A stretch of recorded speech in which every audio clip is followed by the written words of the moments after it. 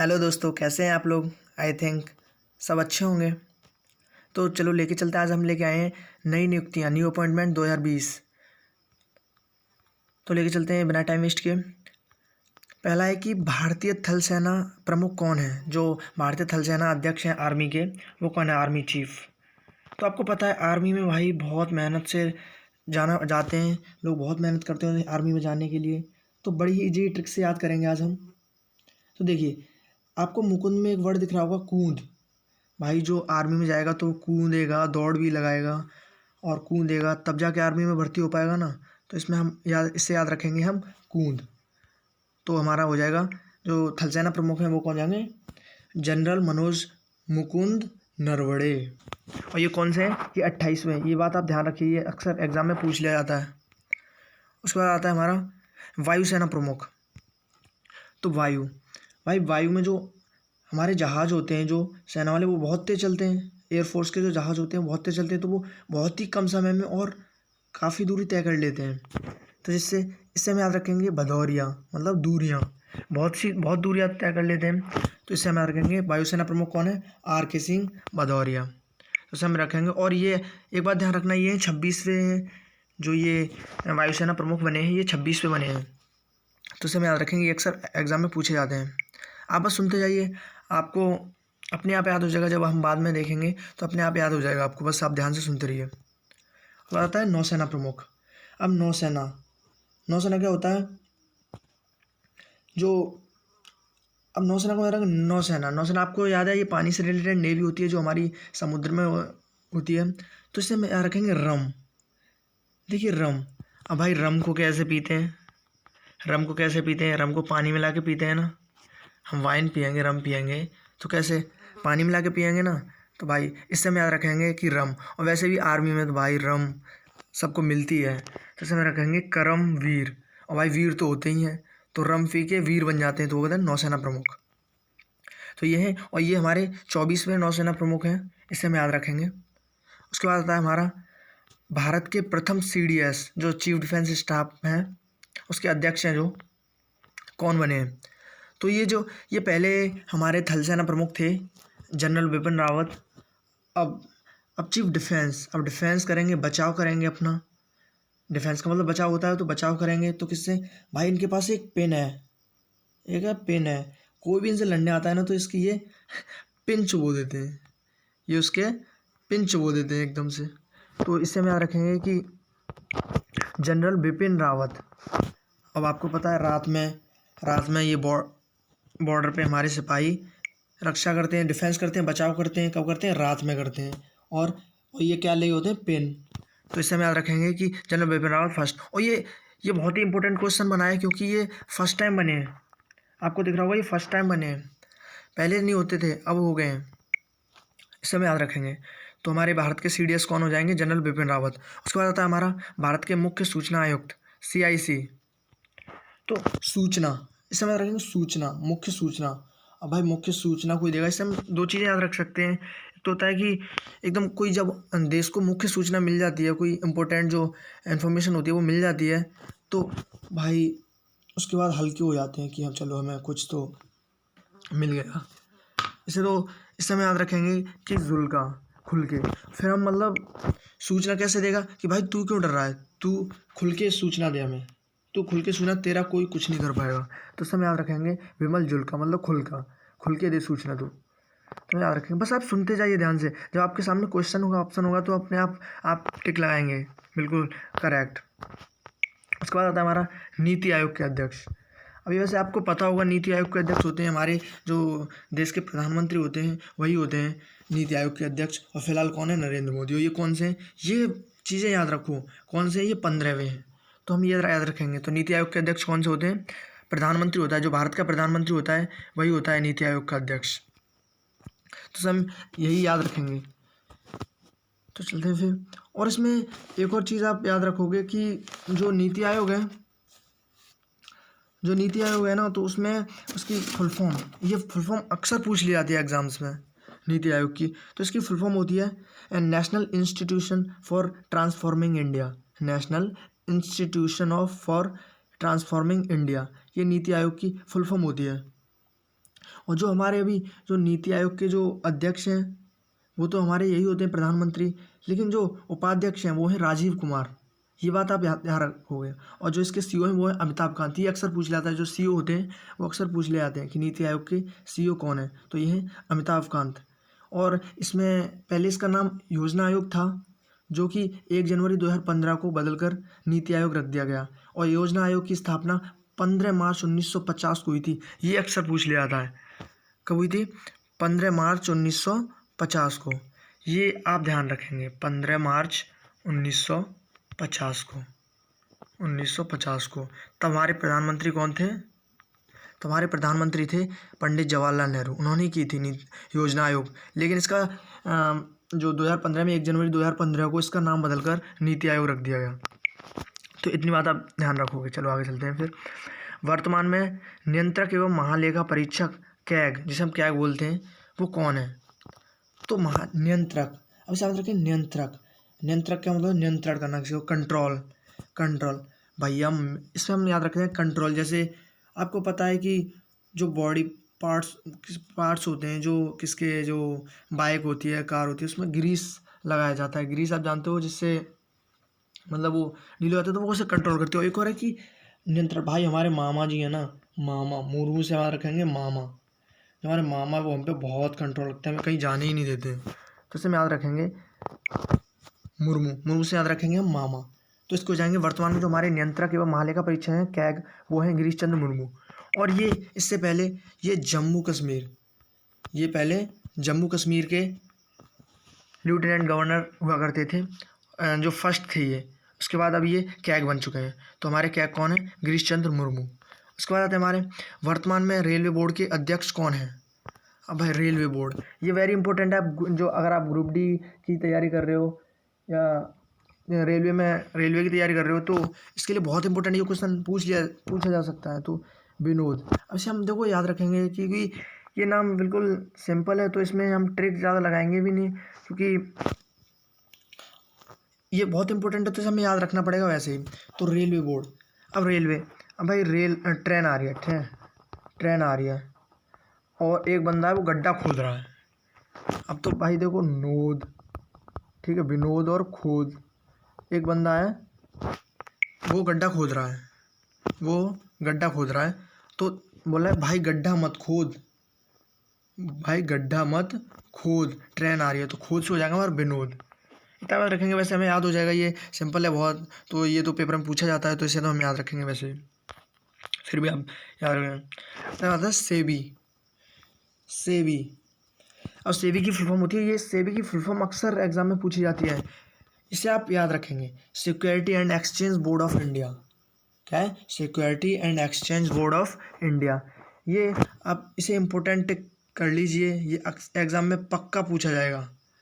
आपका रेलवे का एग्ज़ाम है या जेल वार्डन का है या किसी का भी एग्ज़ाम एनटीपीसी का है, तो ये उसमें पूछा ही जाएगा। और ये जो आगे एग्ज़ाम आने वाले हैं एसएससी के, उसमें भी ये पूछा ही जाएगा, क्योंकि ये टीसीएस का बहुत फेवरेट है। अभी फिलहाल में जो ग्रुप डी का एनटीपीसी का वो टीसीएस करा रही है। तो सर, और सेबी के जो अध्यक्ष हैं वो अजय त्यागी। कौन है? अजय त्यागी। उसके बाद आता है हमारा नाबार्ड। ये भी बहुत इंपॉर्टेंट है। ये है national bank of agriculture and rural development. जो हमारे एक तो हमारी कृषि और जो गांव के लोग होते हैं, गांव मतलब ग्रामीण विकास के लिए। अब आपको पता है अभी फ़िलहाल में आंदोलन भी चल रहा है, किसान आंदोलन। तो भाई किसानों को तो चिंता होती ही है यार, कुछ भी हो जाए, कोई सी भी सरकार आ जाए, लेकिन किसान तो चिंता में रहते ही हैं। तो रूरल से हो जाएगा हमारा। और भाई कृषि की चिंता बनी हुई है, तो इससे हम याद रखेंगे एग्रीकल्चर और रूरल मतलब ग्रामीण विकास से की चिंता। भाई ग्रामीण विकास में तो चिंता ही लगी पड़ी है, क्योंकि इसका तो विकास होना ही नहीं है, या कोई भी सरकार आ जाए। तो हम याद रखेंगे नाबार्ड के जो अध्यक्ष हैं गोविंदा राजुलू चिंताला, इसे हम याद रखेंगे। उसके बाद आता है वर्तमान में बीसीसीआई के अध्यक्ष कौन है? तो बीसीसीआई आपको पता है, जो हमारी वो क्रिकेट की जो board of control of cricket of India है, उसकी ये board cricket control of India है। उसके जो अध्यक्ष हैं सौरभ गांगुली। अब भाई कंट्रोल आपको पता है वो कंट्रोल कैसे करते हैं कि भाई अपनी उंगलियों पे नचाता है वो, तो मतलब अपनी उंगलियों पे नचाता है। कौन नचाता है कि वो जो कोई भी है उसे कंट्रोल करता है अपनी उंगलियों पे, तो गांगुली, सौरभ गांगुली। और आपको पता है जो ये है board of cricket control of India है, तो मतलब ये जो हमारी इंडिया से जो गेम खेलते हैं इंटरनेशनल लेवल पे, तो यही उन्हें कंट्रोल करता है। तो उसके जो अध्यक्ष हैं वो सौरभ गांगुली, और इसके जो सचिव हैं वो हैं जय साहा, और सीईओ आप याद रखेंगे हेमांग अमीन। और इसकी स्थापना हुई थी, स्थापना ये बहुत इंपॉर्टेंट हो जाता है, बीसीसीआई की स्थापना हुई थी दिसंबर 1928 में, दिसंबर 1928 में, दिसंबर 1928, ये आप याद रखेंगे। उसके बाद आता है भारतीय ओलंपिक संघ के अध्यक्ष कौन है। भारतीय ओलंपिक संघ के अध्यक्ष कौन है। भाई आपको पता है कि जो ओलंपिक होता है, तो ओलंपिक में भाई बहुत बड़े बड़े खिलाड़ी आते हैं, तो उसमें एक डर सा लगता है, मतलब खतरा होता है, खतरा कि कहीं हार ना जाएं, एक डर लगता है, खतरा होता है कि कहीं हार ना जाएं, और फिर उसमें चोट लगने का भी डर रहता है। तो इसलिए हम याद रखेंगे इससे ओलंपिक, बस आप इतना याद रखिए ओलंपिक खतरा, ओलंपिक खतरा। तो इसे याद रखो डॉक्टर नरेंद्र ध्रुव बत्रा, डॉक्टर नरेंद्र ध्रुव बत्रा इसके अध्यक्ष हैं। उसके बाद आता है हमारा ICC, international cricket council, international cricket council इसकी फुल फॉर्म है, ये अक्सर पूछ ली जाती है। और जो इसके अध्यक्ष हैं वो हैं इमरान ख्वाजा, इमरान।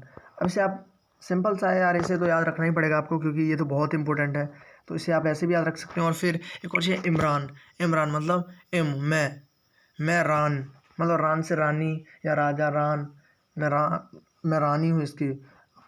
मैंने ख्वाब में देखा था कि मैं आईसी मैंने देखा कि मैं इमरान, मैं रानी हूँ, ख्वाबों में देखा, मतलब आईसी कहते नहीं है, आईसी मैंने देखा, तो इससे हो जाएगा मतलब मैं रानी हूँ, मैंने देखा ख्वाबों में, तो इससे हो जाएगा हम आईसीसी के अध्यक्ष हैं इमरान ख्वाजा। उसको आता था सीओ कौन, इसके मनु साहनी, आप याद रखेंगे। उसके बाद आता है वर्तमान में एनटीपीसी के अध्यक्ष कौन है।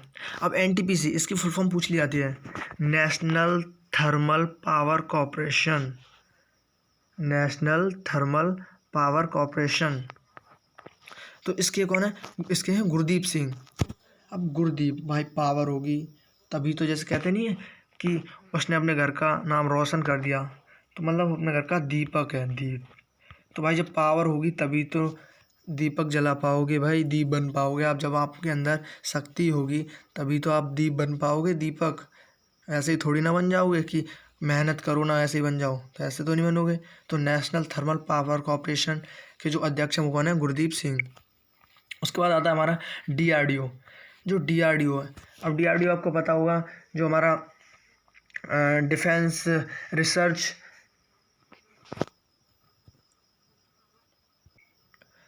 And development organisation, defence research and development organisation, उसके जो अध्यक्ष हैं अभी वो हैं जी सतीश रेड्डी। अब भाई कोई अटैक करेगा तो डिफेंस करने के लिए रेडी तो रहना पड़ेगा ना, डिफेंस करने के लिए रेडी तो रहना पड़ेगा ना, तो इसे हम याद रखेंगे जी सतीश रेड्डी। बस आप इतना याद रखिए कि डीआरडीओ डिफेंस करने के लिए रहना पड़ेगा रेडी, तो डीआरडीओ के वर्तमान जो अध्यक्ष हैं वो कौन है, जी सतीश रेड्डी। यार बहुत इंपॉर्टेंट, ये अक्सर एग्जाम में पूछे जाते हैं। उसके बाद आता है हमारा वर्तमान में इसरो के अध्यक्ष कौन है।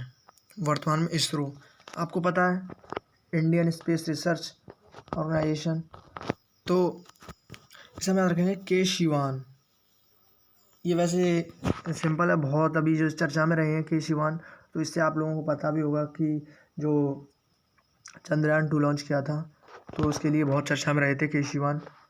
तो फिर आप ऐसे भी याद रख लीजिए भाई, कोई बंदा इतनी मेहनत करता है कि यहाँ से पृथ्वी से और अंतरिक्ष में यान भेज रहा है, तो वो क्या एक तरह से शिव है, शिवा मतलब जो हमारे भोलेनाथ हैं, शिवा वो हैं। तो हम इससे याद रखेंगे वर्तमान में जो इसरो के अध्यक्ष हैं वो कौन है, के शिवान। उसके बाद हमारा सर्वोच्च न्यायालय के मुख्य न्यायाधीश, सर्वोच्च न्यायालय के मुख्य न्यायाधीश कौन है। तो आपको पता है भाई सर्वोच्च न्यायालय पूरे देश का जो कोर्ट है, तो उसमें तो भाई बहुत सारे केस आते होंगे, तो उसमें पूरे दिन वो क्या करते रहते होंगे, बड़बड़ बड़बड़ बड़बड़ बड़बड़।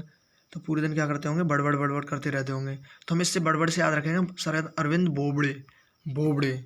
बस आप इतना याद कीजिए। और ये चीज़ ध्यान रखिए कि ये कौन से हैं, ये हमारे 47वें हैं। कौन से हैं, 47th है मुख्य न्यायाधीश।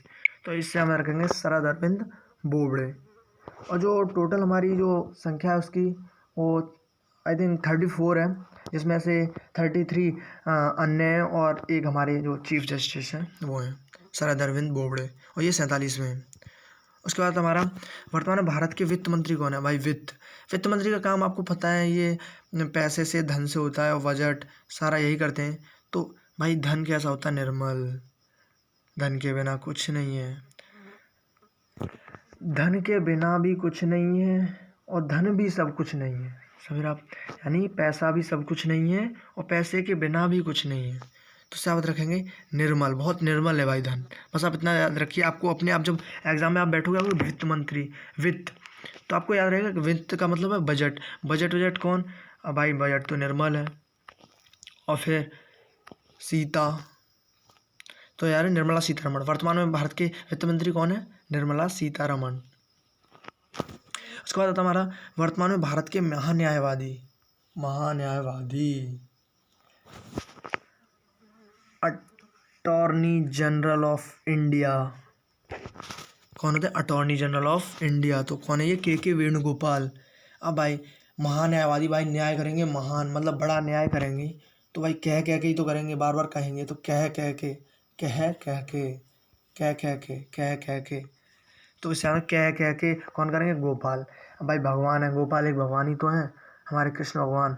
तो भगवान तो भाई महान तो वैसे भी हैं, वो न्याय करेंगे तो महान्यायवादी। तो समझ रखेंगे, कह के गोपाल न्याय कर रहे हैं, तो कह के वेणुगोपाल, इससे हम याद रखेंगे। उसके बाद हमारा, बस आप ध्यान से सुनिए, जब आपके सामने ऑप्शन होंगे, क्वेश्चंस होंगे, और इस वीडियो को दोबारा और देख लीजिए एक बार, आपके दिमाग में ऐसे बैठ जाएगा ना, आप कभी नहीं भूल पाओगे। उसके बाद हमारे आते हैं भारत के पहले लोकपाल। भाई ये बहुत इम्पोर्टेंट है, लोकपाल। अब लोक, भाई 3 लोक होते हैं, आपको पता है, इससे याद रखेंगे। तो 3 लोक, अब 3 लोक, और आपको पता है तीनों लोगों में कौन जा पाएगा, जिसमें क्या होगा, जोश। घोष से याद रखेंगे हम, जोश। क्या याद रखेंगे हम, जोश। अब तीनों लोगों में कौन जा पाएगा, जिसमें जोश होगा कुछ करने का, वही तो तीनों लोगों में घूम पाएगा, तो जोश। अब जो से आपकी दो हो जाएगी, जस्टिस घोष, जस्टिस पिनाकी चंद्र घोष। तो आपको पता है जब लोकपाल हैं तो जस्टिस तो होंगे ही। और फिर एक और है कि एक तो वो होते हैं पागल लोग होते हैं, वो कहते हैं भाई मैं तीनों लोग घूम के आ गया। तो उससे पूछेंगे हम, कोई कहेगा तो कहेंगे तूने पी के ना पी, पी ना पी, मतलब पी के घूम रहा है कोई पियक्कड़।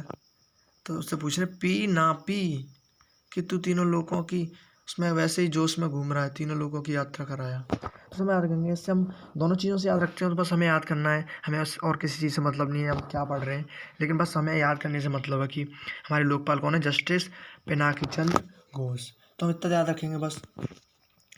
तो ये बस आज हम इतने क्वेश्चन लेके आए हैं, और ये बहुत इंपॉर्टेंट है, एग्जाम में बस पूछे जाएंगे, हर एग्जाम में पूछे जा रहे हैं। अभी भी जो दिल्ली पुलिस का एग्जाम हुआ है उसमें भी पूछे गए हैं, और जो अब ग्रुप डी का NTPC का उसमें पक्का पूछा जाएगा ये एक ये।